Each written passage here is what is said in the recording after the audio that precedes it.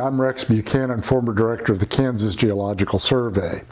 With me is former Representative David Heineman, who is acting as our videographer.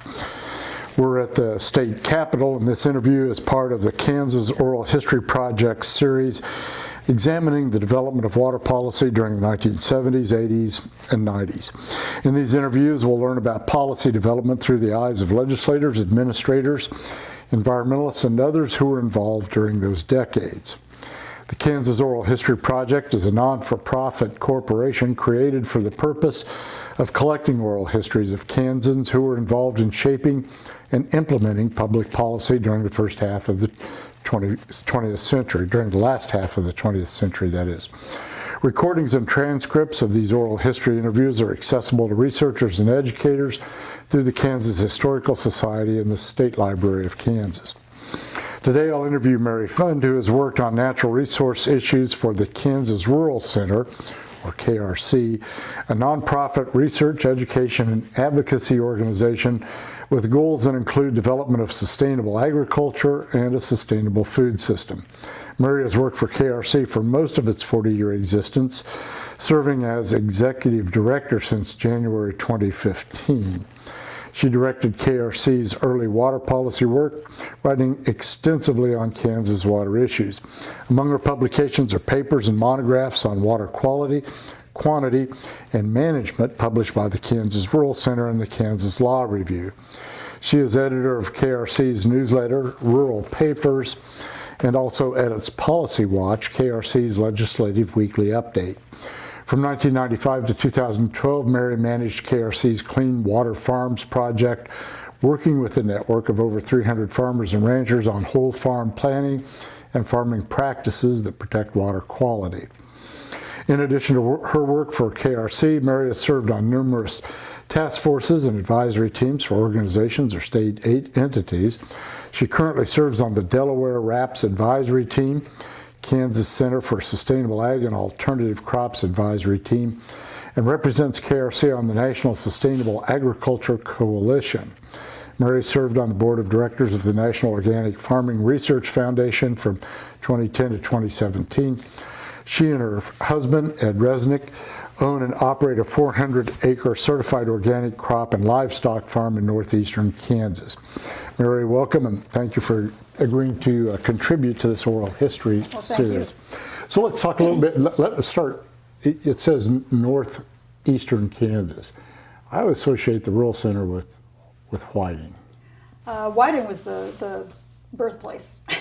It was the first office, and it was the office until probably 5 or 6 years ago. Okay. Then we closed that office, and technology has allowed us to go to virtual offices. So we don't have a central office, we have a central mailing address. Okay. So Whiting, why was that? Because the first executive director lived there. That was where, okay. And so he set up the office, next door to him. He was an attorney, so he had an office, home office, and so he could just start from there. And we were really a very shoestring organization initially, about $700, I think. Really? Was in a steering committee or a board of directors that was interested in monitoring state legislature.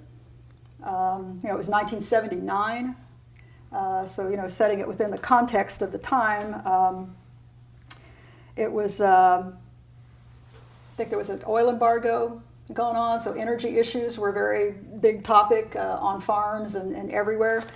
There was, interest in energy issues because of that. What was the other thing? There was two things. There's a wheat embargo in the late 70s that had farmers kind of upset about trade issues and so forth. So we actually grew out of Kansas Organic Producers, which was a sort of supporting organization for organic farmers. There were no certification standards. There was no big organized organic organization anywhere in the country, or maybe just little farmer groups around the country. And it was farmers who didn't want to use mostly pesticides and herbicides. They were really concerned about that. And the steering committee board members of that said that's too narrow. We'd like to have an organization in the sort of the pattern of the Center for Rural Affairs out of Nebraska, which was preceded us by a few years, that looked at state policy, started looking at federal farm policy, and really started looking at what was going on with the decline of rural America and rural Kansas. Small towns were losing businesses, schools were consolidating still, small farms were disappearing. So they wanted to have an organization that focused on those things and also on different ways of farming. So that was the beginning. How did you get drawn into this process then? Well, I had gone back to my parents' farm. And this is where? Nemaha County, near Goff. Okay. And I had moved back there right after my father died. And I went to work for the Northeast Kansas Community Action Program. And got my lesson sort of on the job with the demographics of my home turf in Northeast Kansas. So this is where you grew up? This is where I grew you were up, just coming back then? Okay. So I came back and got a job with the CAP agency, which was dealt with low-income people and low-income problems. And eventually I was writing grants there. And the board of directors at the Rural Center tapped me to come to work for them. And what year was this? 1979 or 80. So about time, basically Rural Center just started at that point. Yeah. And what did they want you to do? Well, my first task was I was actually an intern. And we were looking at land and water rights ownership in Kansas. Why? Well, the concentration of farmland ownership at that time we thought was disturbing then. It's even more disturbing now. You mean in terms of concentration of land in relatively few hands? Yes. Okay. Yes. How did water rights enter into that then? Well, the agriculture depends very much on water, and so how we share those water rights, or how we farm, and what the impacts are on water quality, those are all sort of blended together. And we thought that it was because we knew that the Ogallala Aquifer is finite. We were asking questions about, well, who owns it? Who owns the water? How are they using it? And who's actually making the policies that direct this? And is there some way that the state or somebody should get involved? I mean, we were naive. We didn't know much about water policy, so that's why we started looking into it. There was also a lot of interest in other places and from sociologists about corporate agriculture and what was happening. Sort of assuming that's driving family farms out. And one of the things that we looked at, the As We Sow study by Walter Goldschmidt, the Arvin and Danuba, the one was the corporate farm town and the other was the sort of family farm town, and we wanted to look at what are the numbers, what's going on in Kansas. And so we looked at Southwest Kansas primarily. And I have a few more questions about the Rural Center, and then we'll shift to actually what we're doing here. But I do think background on the Rural Center is helpful for this conversation. So in those early days, and mostly it's because I've read that newsletter off and on over the years, I always sort of associate your organization with northeastern Kansas. Yeah. Yeah, and that may not be that may not be fair. So is your membership spread pretty much across the state? What's the focus? Technically, we're not a membership organization. What are so we you? have friends of. Is that what I was? Yeah. Okay. Still are, I would hope. I probably am. So it's not a membership organization. No. It's just operated by a board. Mm-hmm. Okay. Yeah. But you can subscribe to the newsletter. Yes. You can become. So is that? Are you spread across the state? How's that work? Well, there are definitely more people in the eastern half of the state that are longtime friends of the Rural Center. We've never had a huge presence in the western part of the state, but it's increased. There's more going on out there. in terms of there's a kind of a local and regional food movement, because they think that's, and rightly think that's connected to sort of a rural revitalization, or could be. So it's always, yeah, I would say, half of the state. And mostly, I think from my perspective, I associate, out west, it's big farms, Sure, and sure. there may be some of the elements of agriculture that you all focus on, but not nearly as much as there is in eastern Kansas, and especially even in that part of the neck of the woods where I am. So you come to work there. Do you get involved with the policy end fairly quickly? How does that come about? I didn't get involved with the policy immediately. We did the land and water rights ownership study, which was, tedious. We didn't have a lot of computers at that time. I mean, we ended up, I had a KU student who had access then, because it was a project for her, and so she had access to the big mainframe computer at KU. And at one point, we were actually entering the cards, the old punch cards, into that computer, which had the ownership records. And we had been given access to that from, I think it was ASCS, USDA agency at that time. And the policy stuff came probably a year or so after that. Decided that we wanted to help the public have a better understanding of water issues across the state. And so I started going to all of the water authority meetings. It wasn't a water authority then, but all of the meetings I could. But eventually morphs into the water authority. Yeah. And started looking and just did a lot of research. Found all of the old Water Resource Board information, all those reports. And I put together something called Water in Kansas, a primer. I remember that, yeah. So in doing that work, what were the water issues that you and KRC focused on? Well, quality. Initially, in those early years, there was not much attention paid to quality. There were, state regulations and so forth, and monitoring schedules and patterns. But in terms of agriculture's impact on water quality, there wasn't a lot that was known, or certainly not regulated. I always took I have an English and literature background in journalism. I'm not a scientist, so I always took the tack of how can you make this understandable and easy for the average reader, or just anybody out there. And so I felt like I was often asking really dumb questions. But and I found out there are no dumb questions. More basic questions that a lot of people are not aware of. Yeah. I remember talking to the then head of the Water Resources Institute, which was the joint between K-State and KU, and asking, well, what happens to agricultural chemicals when they run off or in the water, or And he said, well, Mary, I'm just as shocked as you are that we don't know more about that. So a lot of research came after, the 70s and 80s.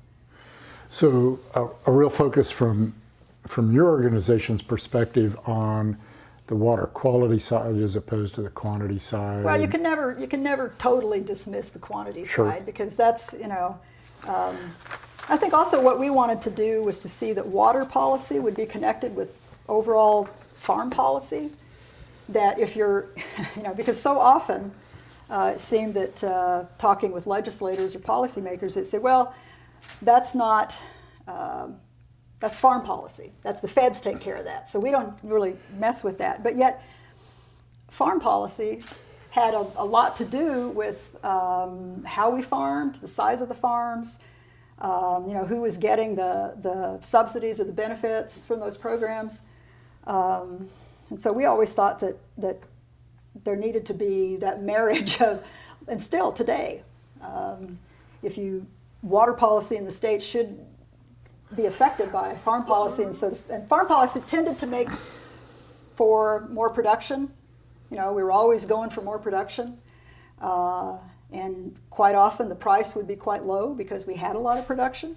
So, but that was all because of the policy, and they were using water to do it. Your point's a good one, though, that some of the policy decisions that USDA would make, or Soil Conservation Service back in those days, when they do things that affect the land, they're immediately going to affect the water, but those water decisions felt like they were sometimes made a little bit of a vacuum compared to ag decisions in general, right?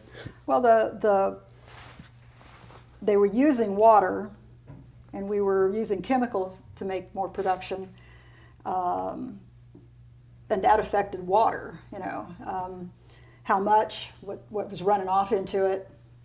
So there were hardly any programs or policies at that time that promoted organic agriculture or any alternatives. We weren't promoting cover crops at that time. We weren't talking about using less fertilizer or long-term rotations. Pretty much it was geared toward a corn wheat or a corn soybeans rotation, and toward all-out production for export. So and I understand you looked at quantity and quality both, and you can't really look at one and avoid the other. But I will say, in terms of what environmental organizations tended to look at, it wasn't very often that they focused on, you're right, on water quality. Were you all it? Were there other organizations that you were working with at that time? In the 80s, we also did, we did a booklet called Is Your Water Safe to Drink? It was just a little consumer booklet. Talked about what the tests were, what you should look out for. For private wells. And it also talked about what you could ask about your municipal water. So we did that. We looked at barriers to conservation, which is also related to water quality. So we did a lot of stuff during the 80s, reporting on it, and there were not other organizations. That's what I'm getting at. It didn't, my memory, I couldn't really think of ananybody if so you pressed me. Got pretty good at asking the dumb questions, I guess. And did you do that in a legislative session yourself? Talk about that a little bit. Well, we were active in promoting the development of the state water plan. We didn't do so much of, we provided those materials that we researched and came up with. We provided those to policymakers. We didn't lobby so much. Our tactic has always been that it should be grassroots. So we take information to people, and then they could go talk to their legislators. We monitored the legislature. We were there a lot during the development of the state water plan. Followed that around. And did you carry that water quality message in that development of the water? I think so. We probably did. Okay. Can't remember anything specific. Did you feel like you got listened to? How effective do you think you were in that process? I think that what we were always most effective at was asking the question, putting the issue on the table, and being persistent enough that then somebody else with more cred, or technical expertise, and more larger membership, then they would take it up, and then it would become an issue. Can you think of an example of something like that? I think the water quality issues in general, and in relation to agriculture. I do remember testifying before, I think this was when there was a water authority just starting out, asking those questions about, agricultural chemicals. And it did end up being a section of the water plan in their research. This was a research conference, asking people to come in and say, what's the issues you want? And it did end up being something called Fate of Agrochemicals in the Environment. Okay. So they did add that. So I think they were listening. Maybe didn't want to give us a lot of credit for bringing those issues up, but. Did you interact with Department of Health and Environment much in that process? Because that's tend to where the water Yeah. quality side tends to show up. I think only to get information. Okay. But on the sort of pushing the regulatory side or asking those kinds of questions, Yeah. you mostly work through Water Authority and Yeah. Water Office. Did you get involved in energy issues in that process too then? Very early on, we were involved in energy issues. Very early, like the initial 5 years of the organization. And that was probably just because of the leadership in the organization at that time. Like I said, there was an energy, an oil embargo, and so it was on everybody's minds, energy use. So we tried to do some, very rudimentary solar workshops, things for the farm that could be implemented. Let me ask you about a couple of things that go on in this process, and you guys may not have had any involvement with them. One of them, and this is what I was thinking about in terms of on the energy side, and it'll become clear where I'm going with this in a second, but one of them was low-level radioactive waste. Were you all involved with that? That was one How of so? the, yeah.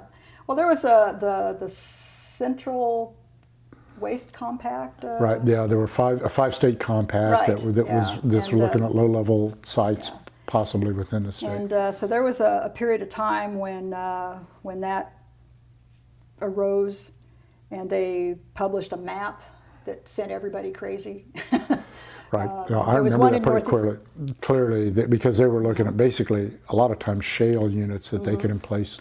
So they were looking at an area of north central Kansas. Right. And so when that got out, all of the not in my backyard folks who, I didn't know so many people knew what I did in northeast Kansas because I got lots of phone calls. Really? From people saying, well, I know you work on environmental stuff, so what do we do? So that was, so yeah, we did get involved in that. The person that I really associate with a lot of that reaction was Laura McClure, who's a representative from Osborne County, because that was one of the areas. Right.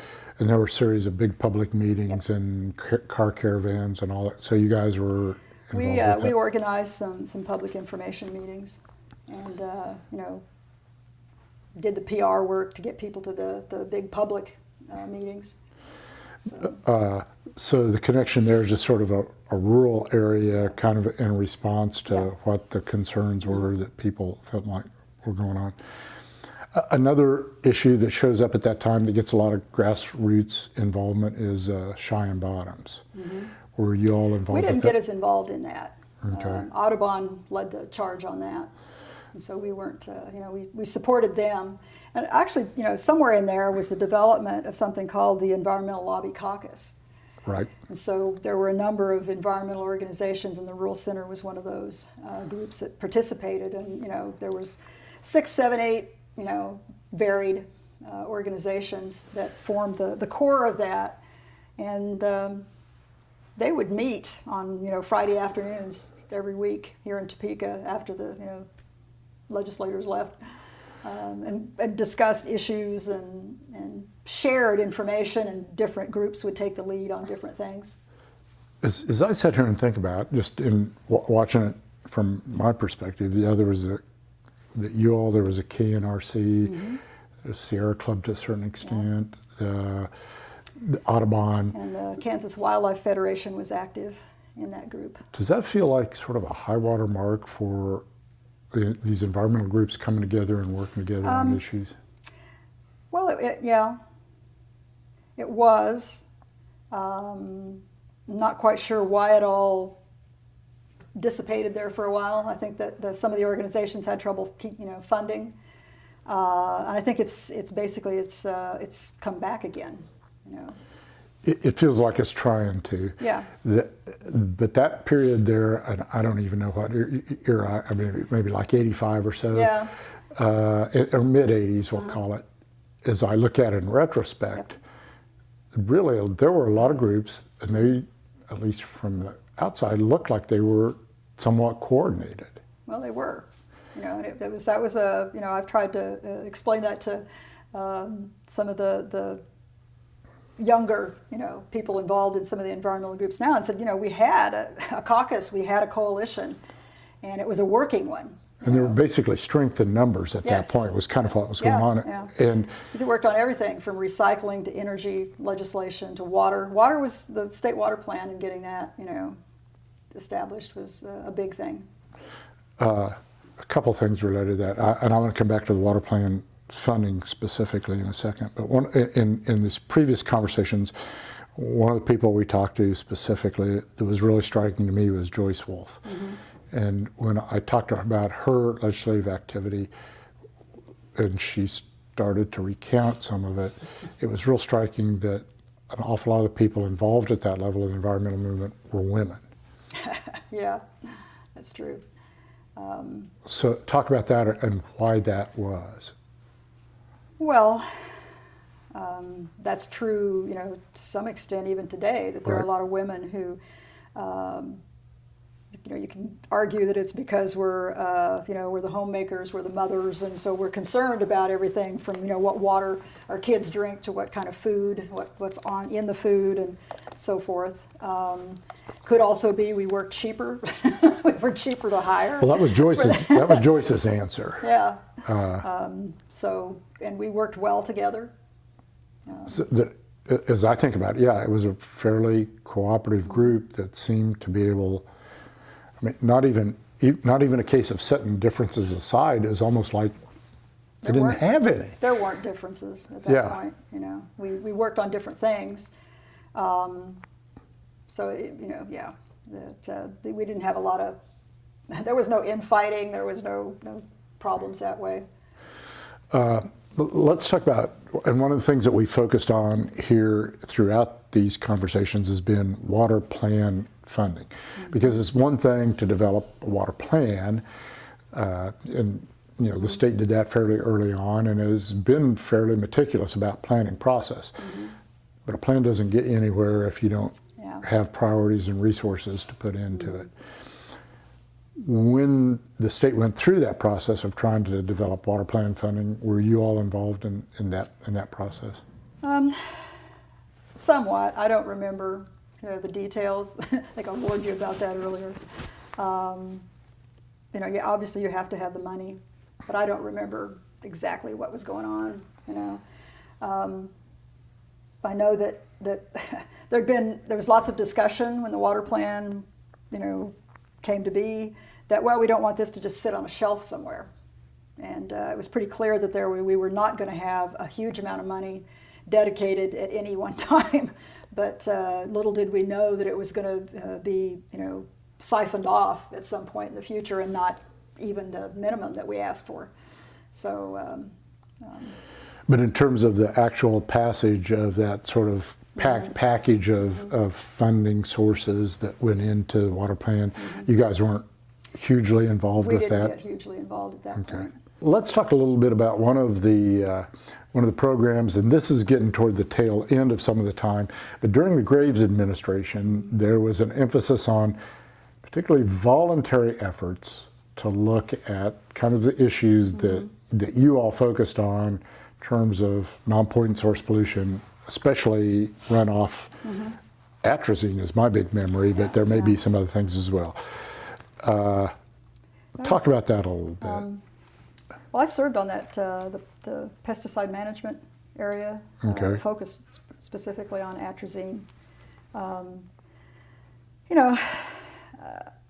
Voluntary efforts are great, but I never set much store about whether they would do much good, because you have to understand why you're doing certain things, why you're changing a farming practice, and I'm not sure that was actually there was enough attention on that. Farmers didn't understand maybe why they should have been altering their behavior some. I know that I remember standing out, this was one of his water quality tours, and we were somewhere along a stream bank and talking about this is how this should look for protecting water quality. And I said, well, but how do we get people to stop bulldozing out all of these trees? We want to talk about putting buffer strips and so forth in, and but we weren't doing anything. And how do you get them to do that? Well, it's probably not going to come through as totally voluntary. I mean, all of our conservation policies have been, predicated on farmers being willing to do the right thing. And we did a study that actually just imitated, just followed other studies similar, where we looked at what the barriers to conservation are and why don't farmers do these things, what's standing in their way. And we found out that even though they'll say it's economics, a lot of times a very close second was simply the cultural and social and peer pressure to keep doing it the way they've always done it. And that's true today. Yeah, I grew up on a farm, and very often, it is cultural, that there are only certain things you do, and there's a risk that's run if you're doing something so completely different from everybody else.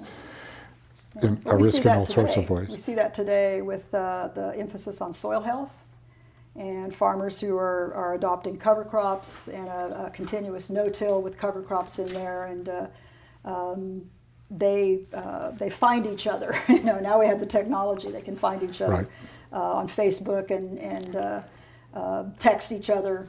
But they're not neighbors, but they're clear across the state for each other doing things. They form their own community. But in that era, in the late 80s and early 90s, to suggest really hardcore regulation in order to reduce non-point source pollution at the kind of scale that we're talking about. Right. It wasn't going to work. It's just a non-starter. I'm a farmer too, and the last thing I want is somebody coming and telling me what I have to do. Right. But if you have a little more flexibility of some choices, one of the things that we did, and we're lucky at, and this is when we started working with KDHE, was with our Clean Water Farms project, which started in 1995, and it went on for like 15 years. We had multiple years of funding, and we were able to finally put money where our mouth was on some of those things because we could fund small demonstrations. And it wasn't a lot of money. We only offered $5,000 grants, which you would think would not be enough to, maybe get big things done.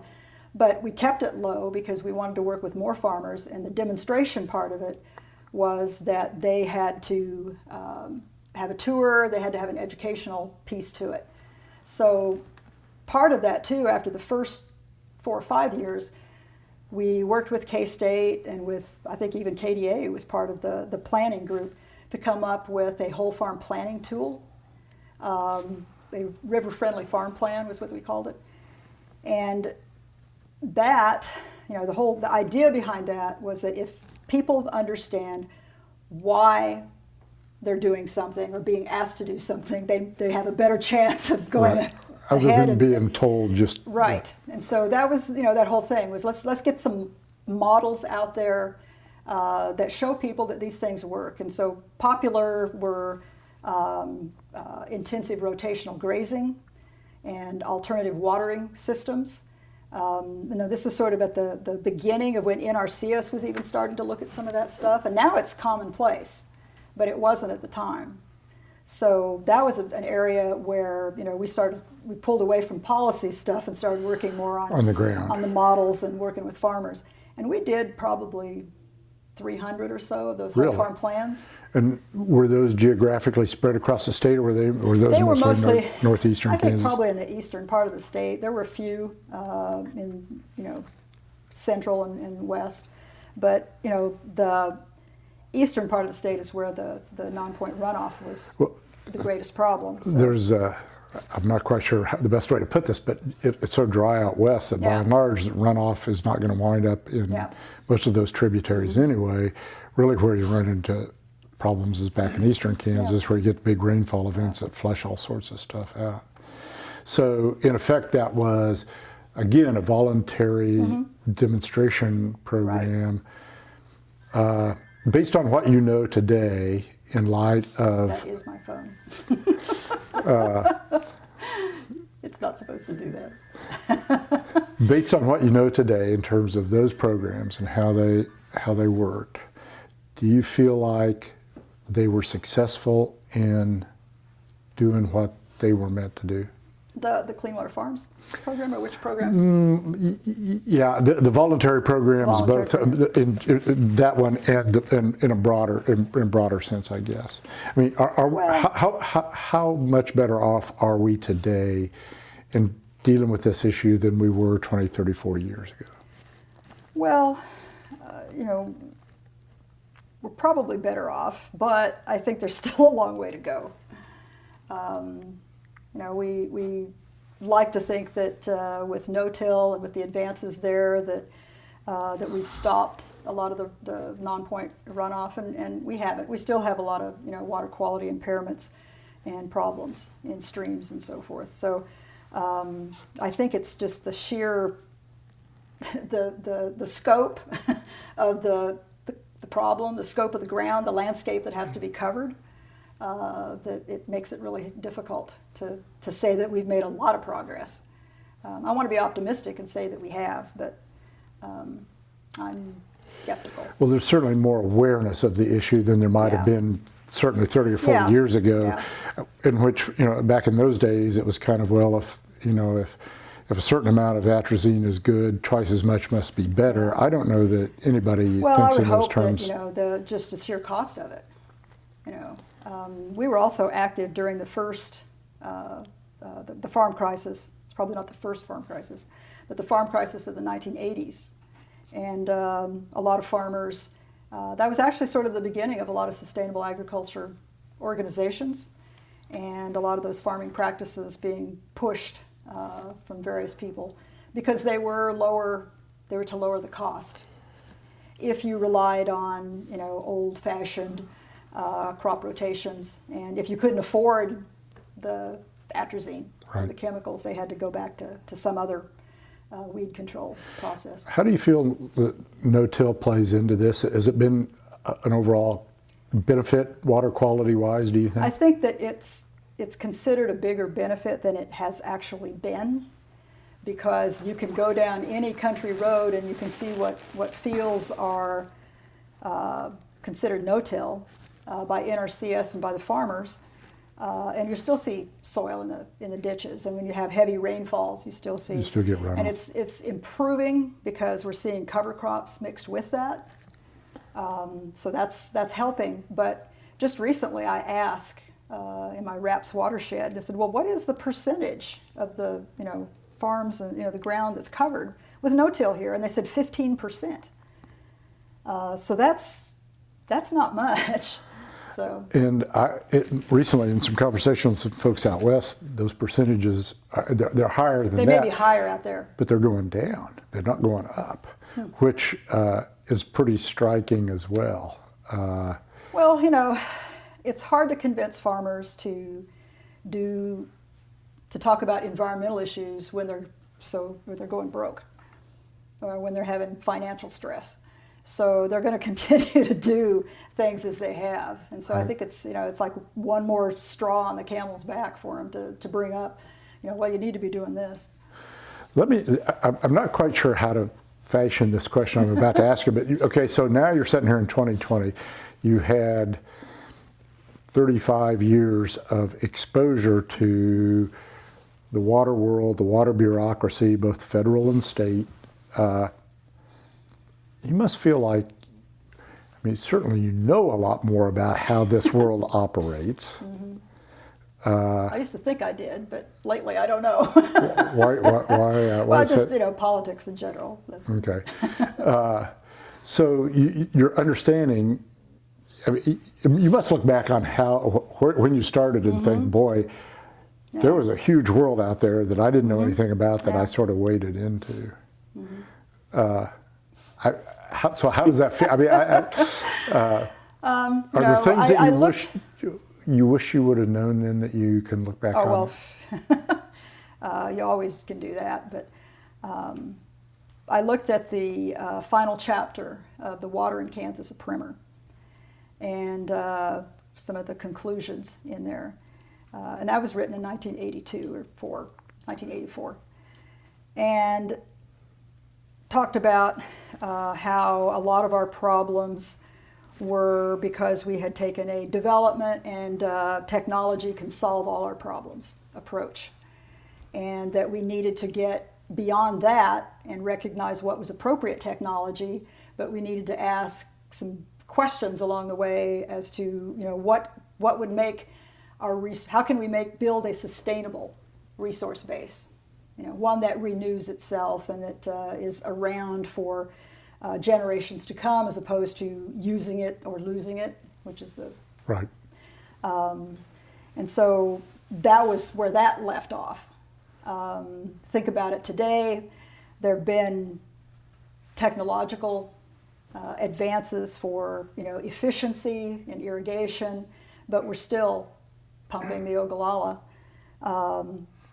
We still have non-point pollution Water problems. impairments. We still have, you know, more of a question of, well, but we have to grow, we have to develop this, and technology will solve it. The changes have to happen in people's heads, and it has to be a sort of a paradigm shift from that. You know, I'm all for technology. I like my computer, I like my washing machine, all these things. But, you know, are we going to have drones doing agriculture, very expensive? What about the people? You know, we have to understand that people are also a resource, and people are part of the natural resources in Kansas, and we have to protect those so that there can be communities in the future. Well, okay. So I'm not sure that we haven't reached that. That we have because learned those, well, no, we learned haven't the learned those lessons may not be quite the right way, but that we've Yeah. solved those priorities that you identified. Yeah. So at your meeting down in Wichita, the Lieutenant Governor spoke about this rural task force and the Right. listening tour they Yeah. went on. Now, I was just there for his Yeah. talk and the questions and answers. But I didn't hear a word about water in that conversation. No. I heard a lot about broadband and medical health and all sorts of things. But as I sat there, I was really struck Well, I that think there that's- was no conversation about natural resource depletion in a part of the world where natural resource depletion is going on. Yeah, Wichita has had more than its share of water issues, quality and yeah. But those rural areas out west, if you look at the areas that have water shortages out west, they're also those same counties and towns that are already struggling with the demographic issues of basically reduction of population and aging population. Yeah. I don't know why the Office of Rural Prosperity doesn't talk about, you know, resource issues. They don't really talk about agriculture issues.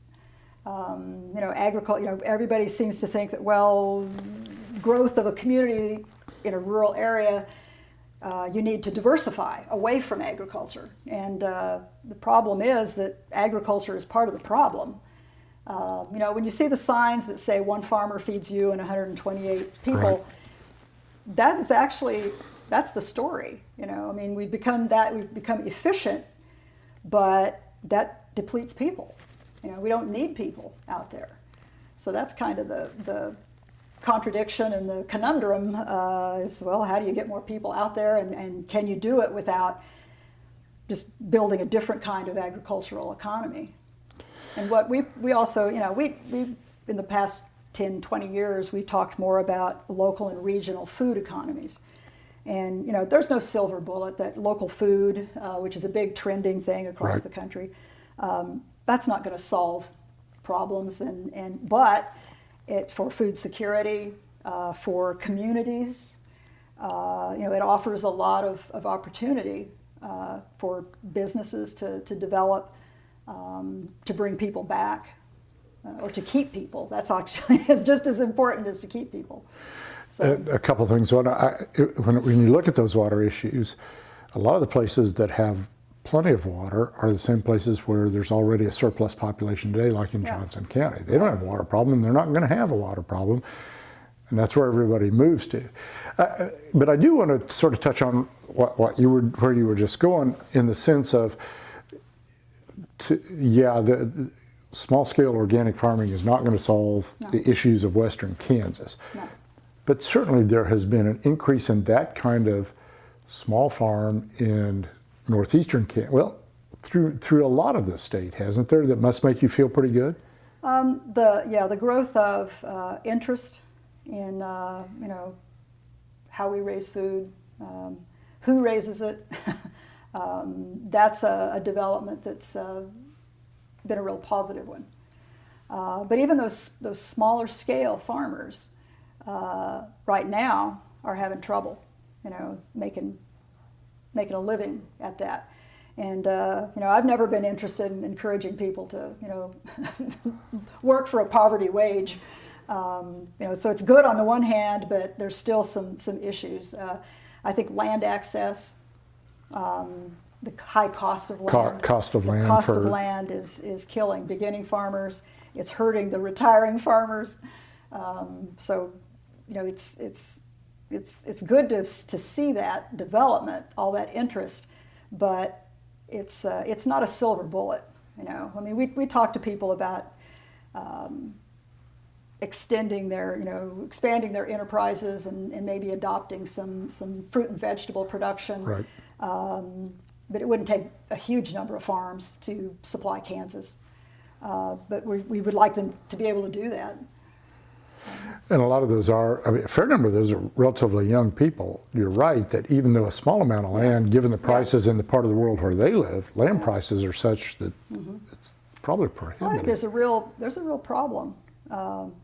That, like I said, people are resources too, and we have priced them right out of their future on farms. You, through the Rural Center, and you, however you want to put it, are sort of see the connection between natural resources and people and ag in ways that most environmental organizations in this state probably don't. That is, other environmental organizations, they know farming is out there, they know ag exists, they know ag plays a big role in land use and water and resource, but they don't really necessarily understand or appreciate that role. That seems to me where you all are different. I think so, and I hope that we have played the role of trying to explain to some of them why some positions won't work, why they're hard for the farmers to adopt or understand, and the farmers certainly don't want people from environmental groups telling them what to do. Like I said, I'm a farmer and I'm that way too. But I think that we've always been, had strong feelings about the environment ourselves as an ag organization. Are you sort of essentially optimistic about the future of rural Kansas? I think that it depends on what day you catch me. Well, because I'm optimistic because I see all these people who would like to come back to a rural community, but there's challenges, and that's why I was thrilled to see the Office of Rural Prosperity, because I thought, okay, they're finally going to start to deal with some of this. There's no housing. You can telecommute on a lot of jobs. So you don't even have to have the jobs right there, but again, not good paying jobs. It's all connected. I mean, I think that's what makes me both optimistic but also not optimistic, because if you're trying to bring people back to rural communities, they have to have a decent paying job, but the young people have outrageous student debt, so they feel like they have to stay in an urban area and they can't afford to move back, and then there's no housing for them to move back to. What I've been told in my community is that, and farmers won't let go of 2 or 3 acres so somebody can even build a house. So I think there's a whole lot of things that it's extremely challenging to be optimistic when you realize all the pieces that have to come together. There's housing. To telecommute, you've got to have good broadband service, Sure. which doesn't necessarily exist out there. Nobody's going to want to live anywhere where there isn't good medical service, or where That's they've got right. to drive long distances to get. Or where they close the schools. Right. You put all that together, and it just feels to me like it's a really tough situation, and that maybe there is no real good answer at this point. Nobody wants to hear that, but I'm not sure what the real good answer is. And I grew up in one of those towns. Well, I think that people want, but the positive thing is that I think people do want to get out of really big urban areas. You know, they do want to come back and raise their kids, you know, where they don't have to worry about them, you know, walking down the street or, you know. Just a couple of, and maybe related to that a little bit, the folks that we've talked to in this process talk about both the arc of how water issues and environmental issues sort of peaked out in terms of level of interest in the 80s and 90s, and then sort of a drop off on the other side. They also talk about this rise in lack of ability of people politically to come together and talk to each other, and that where we are now in terms of the sort of tribalism that's going on. Is that what it looks like to you? I think that you know, at no time in my 35, 40 years of working has there been such division among people, and so much distrust and misinformation. You know, it's hard for people. Everybody on all sides says, I don't know who to trust or who to believe on issues. And we try to tell people that we need to keep talking. You know, we did these town hall meetings. This is like the 6th year in a row. And of course we get people who agree with the rural center. But we also get, you know, every year we get more new people who aren't that familiar with us. And just the opportunity to sit down and talk about a variety of issues, people seem hungry for that. And I think last year we tried to talk about climate change. We tried to set our questions within that context, knowing that there are people out there who deny that it's a real thing and disagree. Only at one meeting, you know, did we have anybody really, you know, bring that up. But he said that the problems are all still the same, you know, so it didn't matter in the long run.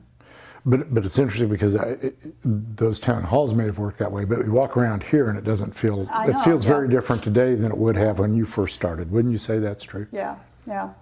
You know, that's actually, I think that things change more quickly maybe at the grassroots level than they do at the policy level. That there are more people out there who are not involved in legislative process or policy making of any kind, who think differently than what maybe the majority of the status quo does under the dome. That would make me a little more optimistic. It just hasn't quite caught up. So I don't know. I hope it does. And I'd hate to see us just become totally stalemated.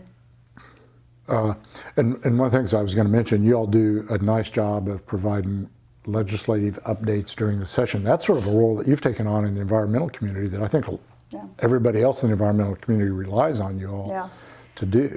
Yeah, we've got, I think, 6 organizations that help co-sponsor that. And because they all focus on their specific, you know, topic, and then we kind of come in and say, but this happens within the context of a budget and a revenue system and a tax system, that you have to be aware of those things. All of those things. To get anything passed. So that's kind of where we come in. Assuming that you're able to successfully retire, what do you do at that point? What do I do? Spend some time catching up on all those things that I haven't been able to do because I've been working over 40 hours a week for quite a while. I have a farm. I want to do some things. As I told somebody today, I want to plant trees because that's one of the best things you can do for carbon sequestration. I want to continue to write. I'd like to be able to step back, and I'm a better writer than I am talker, which is hopefully obvious here. But I want to be able to try to make sense of some things. And like what? I mean, what if you had to pick a priority at this point? Well, sort of. I've been reading more history and kind of seeing how that history's never passed, It's always here with us. So how similar situations or times, if there are any, that have happened in the past and what's happening now in terms of all the division and the really big challenges, because you said, people are moving to Johnson County because there's lots of water. We don't know what's going to come down the pike here in the next 20, 30, 50 years. A long time ago, this was early 80s, and I remember asking a Corps of Engineers guy, I was asking questions about the dams and the reservoirs, and they have their lifespans, and they're built for 100 years. And I said, and then what? I'm taking notes, and I'm going, and then what? And he just looked at me with this look of, well, we're not going to be here by then, so it doesn't matter. And I said, no, there's always somebody after. Right. So, So some of what you're saying is just time frame and sort of how far in advance people are thinking. Yeah, we weren't really looking. We don't really look out far enough ahead. I don't think we're good planners in general. And obviously we haven't implemented the plans we have. If you look at the water plan, to go back to that. Right.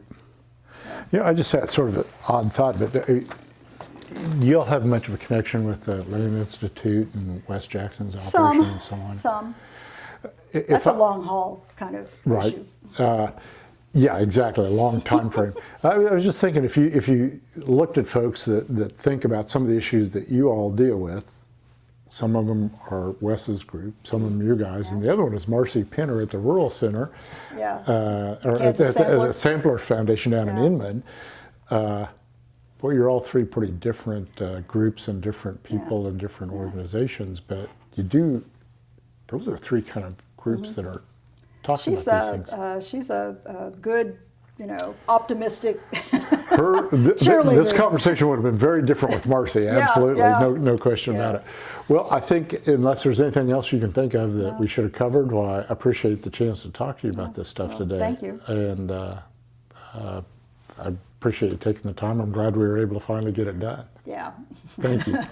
Thank you.